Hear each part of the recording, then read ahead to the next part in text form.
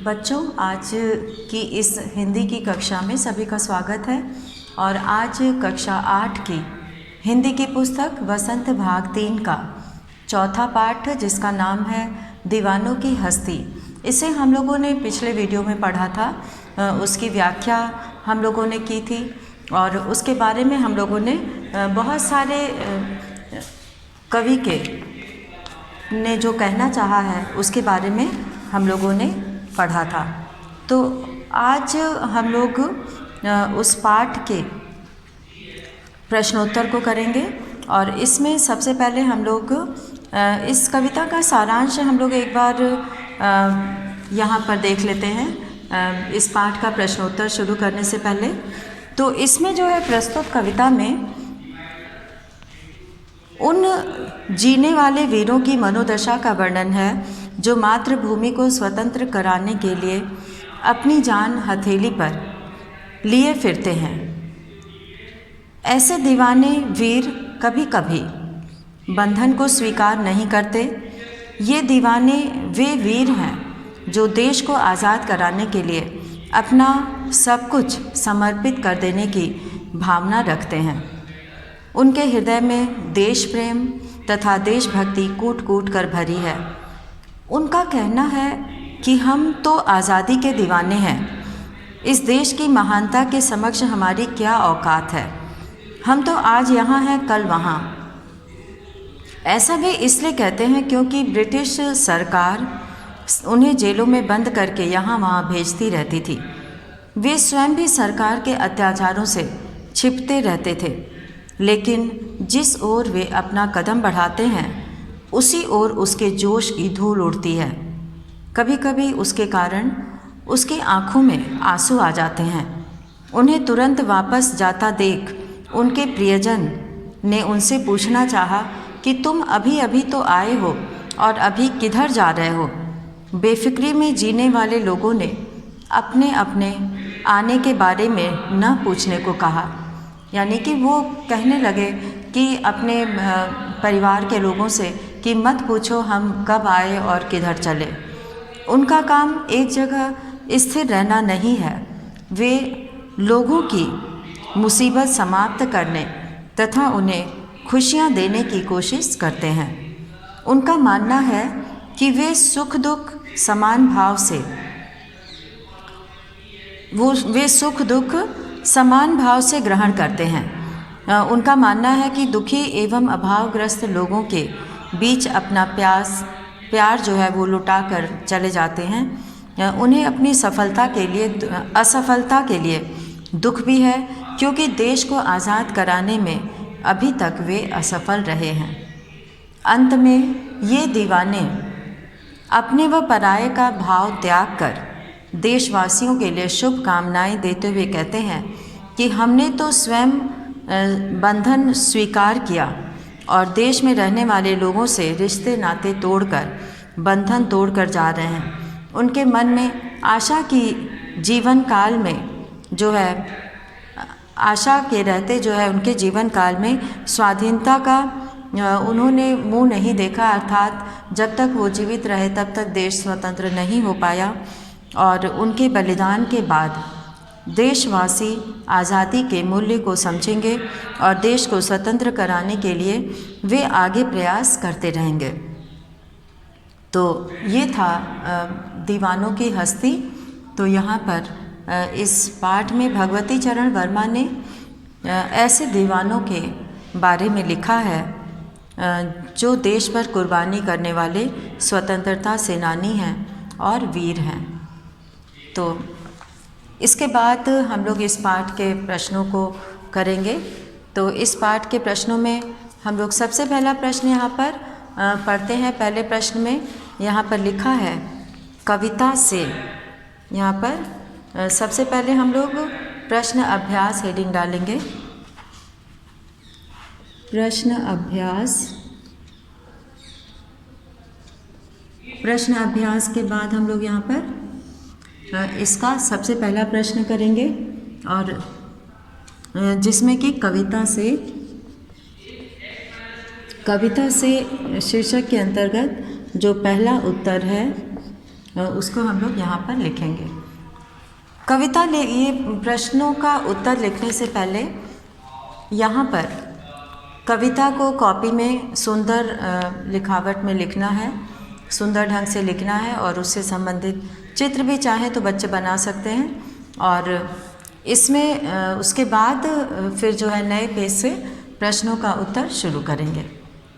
तो कवि ने अपने आने को उल्लास और जाने को आंसू बनकर बह जाना क्यों कहा है, ये पहला प्रश्न है।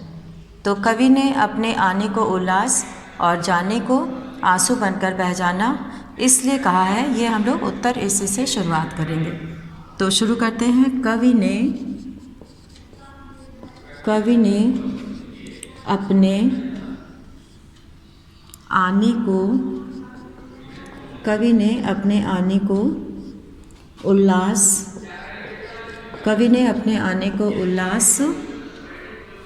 और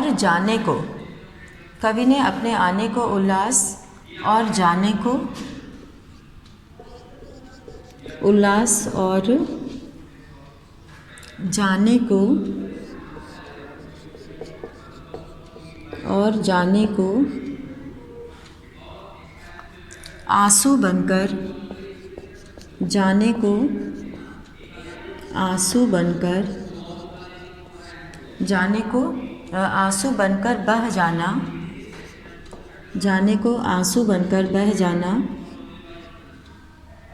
इसलिए कहा। यहाँ पर पूछा है कि क्यों कहा है, इसलिए कहा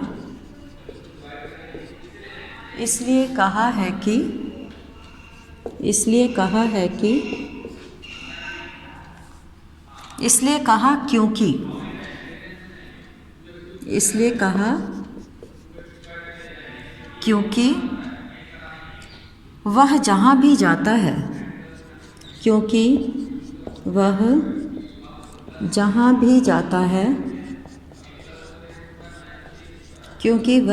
भी जाता है मस्ती का आलम लेकर जाता है। मस्ती का आलम लेकर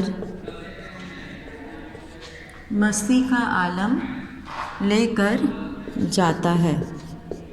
वह जहाँ भी जाता है मस्ती का आलम लेकर जाता है। वहाँ लोगों के मन प्रसन्न हो जाते हैं, और वहाँ लोगों के मन, मस्ती का आलम लेकर जाता है, वहाँ लोगों के मन प्रसन्न हो जाते हैं। लोगों के मन प्रसन्न हो जाते हैं। इसलिए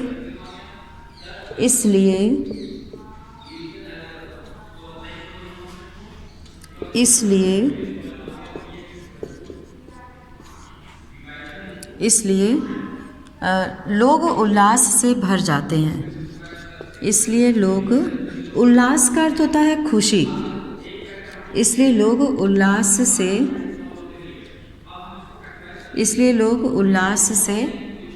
भर जाते हैं। क्योंकि वो जहाँ जाते हैं मस्ती का आलम साथ में लेकर जाते हैं। लेकिन जब वह वहाँ से जाता है, भर जाते हैं, लेकिन जब वह वहाँ से जाता है, लेकिन जब वह वहाँ से जाता है तो अपने साथ, लेकिन जब वह वहाँ से जाता है तो अपने साथ खुशियाँ वापस ले जाता है। तो अपने साथ खुशियाँ वापस ले जाता है। जब वह वहाँ से जाता है तो खुशियाँ वापस ले जाता है, जिससे जिससे वहाँ के लोगों को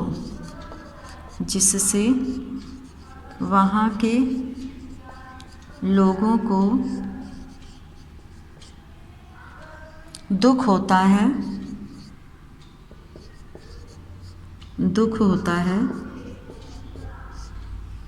वहाँ के लोगों को दुख होता है, इसलिए उसके जाने को आंसू कहा है। इसलिए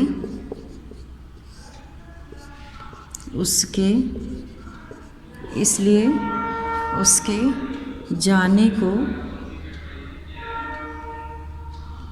आगे हम लोग ऊपर लिखेंगे तो यहाँ पर इसलिए उसके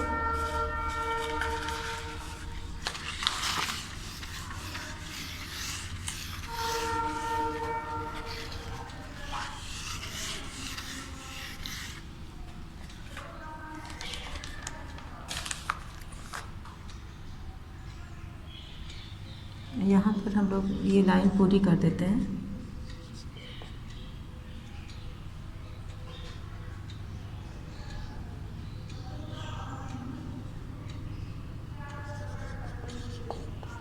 कवि ने अपने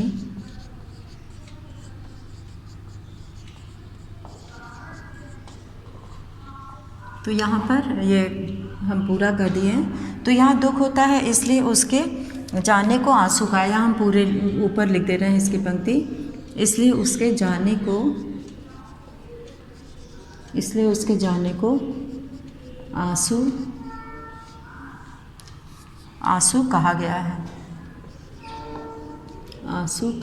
है। तो इस तरह से ये पहले प्रश्न का उत्तर पूरा हुआ।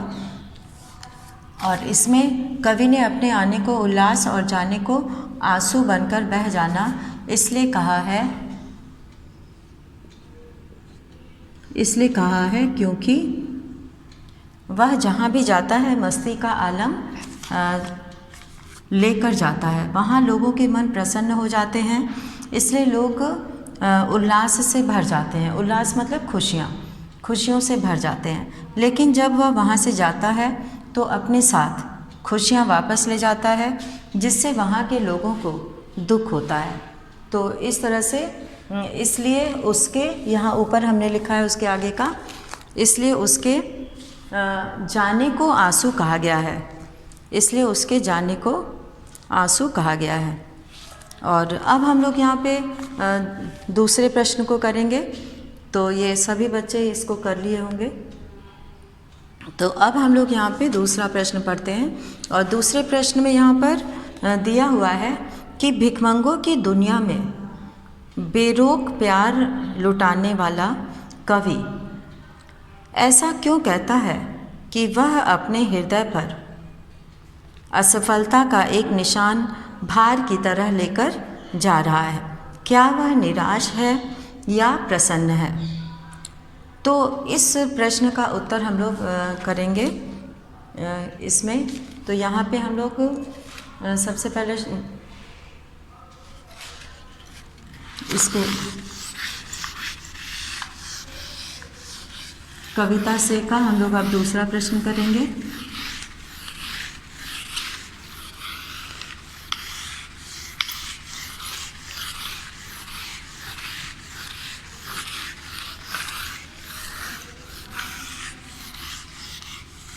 अब इसकी शुरुआत जो है यहाँ से होगी, भिखमंगों की दुनिया में।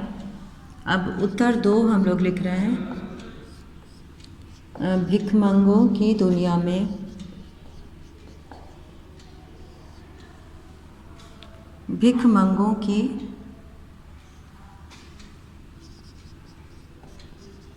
दुनिया में बेरोक प्यार लुटाने वाला, बेरोक प्यार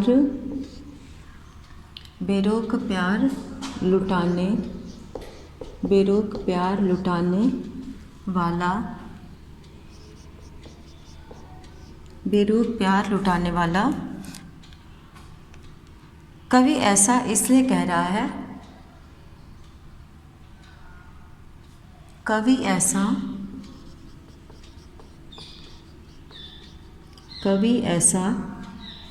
इसलिए कह रहा है क्योंकि ऐसा इसलिए कह रहा है, इसलिए कह रहा है क्योंकि, इसलिए कह रहा है क्योंकि दुनिया केवल लेना जानती है, क्योंकि दुनिया केवल लेना जानती है, दुनिया केवल लेना जानती है, देना नहीं, देना नहीं। उसे लगता है कि, उसे लगता है कि, उसे लगता है कि वह दुनिया को अपनी तरह, उसे लगता है कि वह दुनिया को अपनी तरह नहीं बना पाया, दुनिया को अपनी तरह नहीं, वह दुनिया को अपनी तरह नहीं बना पाया, वह दुनिया को अपनी तरह नहीं बना पाया। कवि निराश है, कवि निराश है कि, निराश है कि प्यार और खुशियाँ लोगों के जीवन में, कि प्यार और खुशियाँ, कि प्यार और खुशियाँ लोगों के जीवन में, कवि निराश है कि प्यार और खुशियाँ लोगों के जीवन में, लोगों के जीवन में भरने में असफल रहा, लोगों के जीवन में भरने में असफल रहा, भरने में असफल रहा। दुनिया के लोग सांसारिक विषयों में उलझे हैं, दुनिया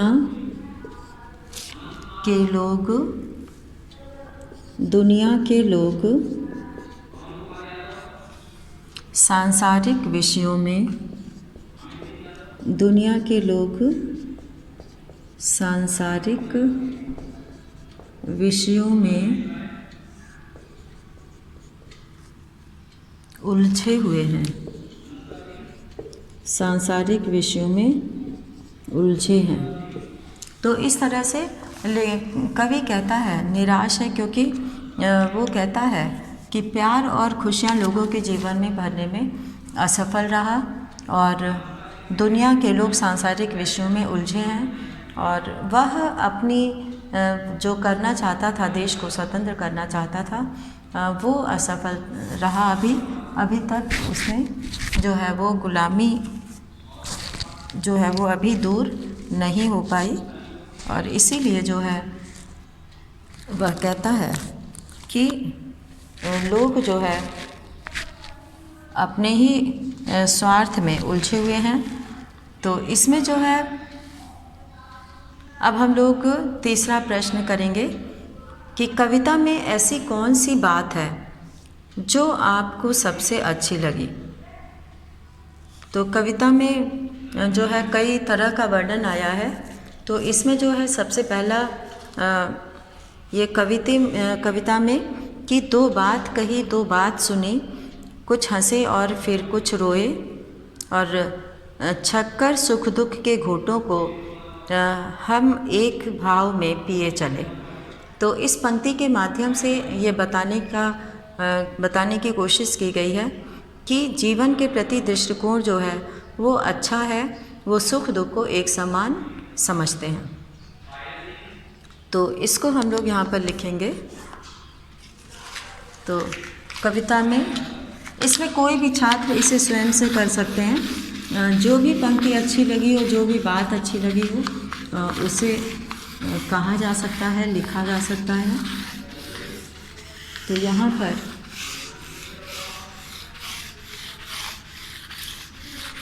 हम लोग तीसरा प्रश्न करेंगे। तो शुरू करते हैं। तीसरा प्रश्न, उत्तर 3 में हम लोग लिखेंगे कविता में कवि का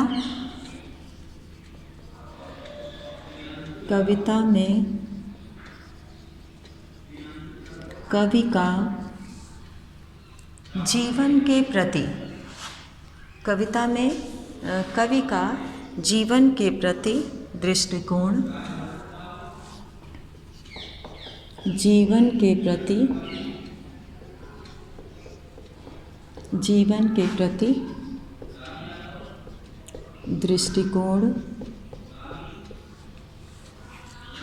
दृष्टिकोण अच्छा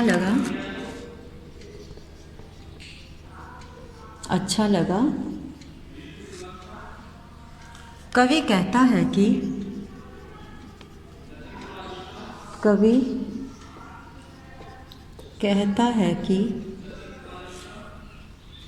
संसार के सभी लोग, कवि कहता है कि संसार के सभी लोग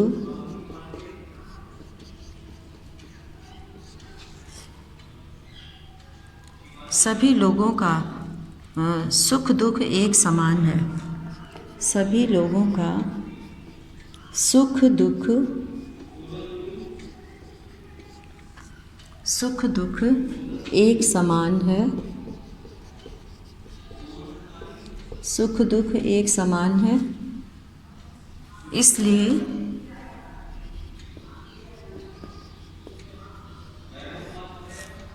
इसलिए हमें सुखों और दुखों को, इसलिए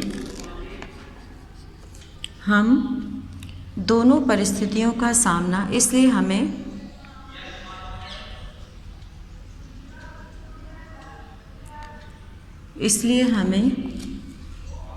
दोनों परिस्थितियों का सामना, दोनों परिस्थितियों का सामना समान रूप से करना चाहिए। समान रूप से करना चाहिए। दोनों का सामना समान रूप से करना चाहिए। तो इस तरह से यहाँ पर सुख दुख को एक समान माना गया है और ये जीवन के प्रति एक अच्छा दृष्टिकोण है। और अब यहाँ पर कविता से आगे प्रश्न लिखा हुआ है कि जीवन में मस्ती होनी चाहिए, लेकिन कब मस्ती हानिकारक हो सकती है, सहपाठियों के बीच चर्चा कीजिए। तो इसमें जो है जीवन में मस्ती होनी चाहिए, लेकिन अगर वो एक सीमा के अंदर हो तब तो ठीक लगती है, और हर समय मस्ती में रहने से जो है जीवन के लक्ष्य से व्यक्ति भटक जाता है। अतः मस्ती के साथ मनुष्य को अपना लक्ष्य प्राप्त करना चाहिए। तो ये चर्चा करना है, बातचीत करनी है। तो इसमें जो है जीवन में मस्ती, सहपाठियों के बीच चर्चा कीजिए। और अनुमान और कल्पना का यहाँ पर एक प्रश्न दिया हुआ है। तो सबसे पहले हम लोग जीवन में मस्ती होनी चाहिए, इसके बारे में 2-4 लाइन लिखेंगे। तो इसमें शुरू करते हैं हम लोग। यहाँ पर चौथा प्रश्न,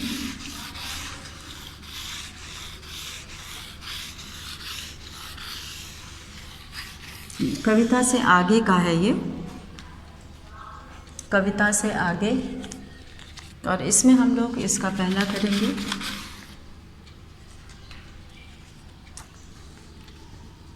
कविता से आगे। इसमें जो दिया हुआ है प्रश्न, नंबर इसमें नहीं डाला है, लेकिन हमने नंबर डाल दिया है कि जीवन में मस्ती होनी चाहिए, जीवन में मस्ती होनी चाहिए, लेकिन आवश्यकता से अधिक मस्ती से होनी चाहिए, लेकिन आवश्यकता से अधिक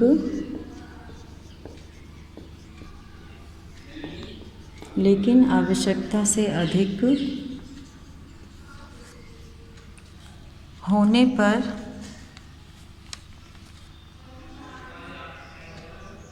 मनुष्य का आवश्यकता से अधिक होने पर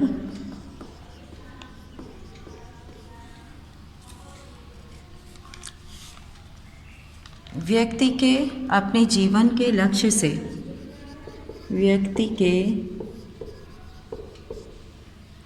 अपने जीवन के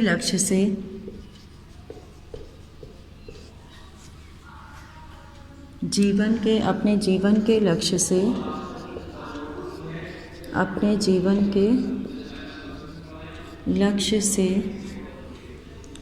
भटकने की संभावना अधिक होती है, भटकने की संभावना अधिक होती है। इस प्रश्न का उत्तर सभी बच्चे स्वयं से करेंगे, और इसमें ज़रूरी नहीं है कि यही लिखा जाए, अपने से भी अपने विचारों को लिखा जा सकता है। भटकने की संभावना अधिक होती है,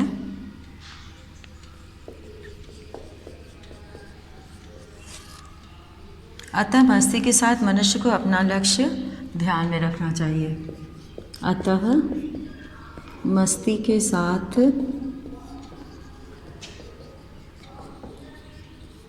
अपना लक्ष्य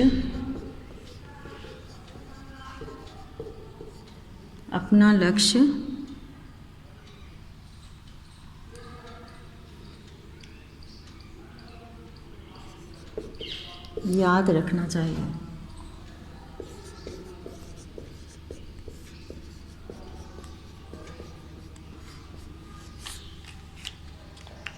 तो इस तरह से लिखा जा सकता है। इसके और भी उत्तर हो सकते हैं, तो सभी स्टूडेंट जो है वो अपने से इस प्रश्न का उत्तर लिख सकते हैं। और अब है यहाँ पर अनुमान और कल्पना।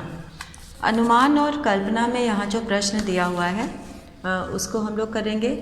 और अनुमान और कल्पना का यहाँ पे जो प्रश्न है उसमें दिया है कि एक पंक्ति में कवि ने यह कहकर अपने अस्तित्व को नकारा है कि हम दीवानों की क्या हस्ती है, आज यहाँ कल वहाँ चले।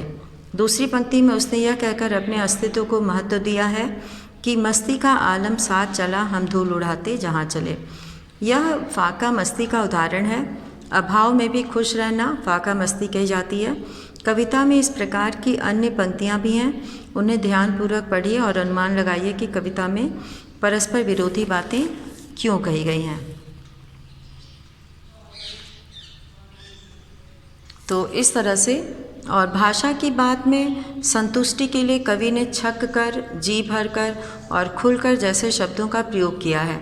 इसी भाव को व्यक्त करने वाले कुछ और शब्द सोचकर लिखे, जैसे हंस कर, गा कर। तो यहाँ पे कर का प्रयोग करके जो है वाक्य शब्द लिखना है। तो कविता में परस्पर विरोधी बातें क्यों कही गई हैं? तो कविता में परस्पर विरोधी बातें इसलिए कही गई हैं क्योंकि कवि बताना चाहते हैं कि हर समय एक जैसा नहीं होता। जीवन में सुख दुख दोनों के साथ जीना पड़ता है और हमें इन सुख दुख की घड़ियों में भी प्रसन्न रहना चाहिए। तो इस तरह से यहाँ पर इन प्रश्नों को समझाया गया है। और भाषा की बात में जो शब्द लिखना है वो भाषा की बात का, इसका दूसरा प्रश्न जो है वो इसे पता करना है कि ऐसा कभी नहीं क्यों कहा, जो बता दिया गया है। और भाषा की बात हेडिंग के अंतर्गत यहाँ पर हम लोग कर प्रत्यय लगाकर यहाँ पे शब्द लिखेंगे। तो इसमें हो जाएगा हंसकर, छक खुलकर, खेलकर, खुलकर, खेलकर, खेलकर, सोकर, सोकर, लिखकर आदि जो है ये उदाहरण हो सकते हैं। तो कर का प्रयोग करके यहाँ पर कई शब्द और भी बहुत सारे शब्द हैं जिनको छात्र लिख सकते हैं। तो आज का ये वीडियो हम यहीं पर समाप्त करते हैं और सभी बच्चे इसे अपनी कॉपी में पूरा करेंगे। धन्यवाद।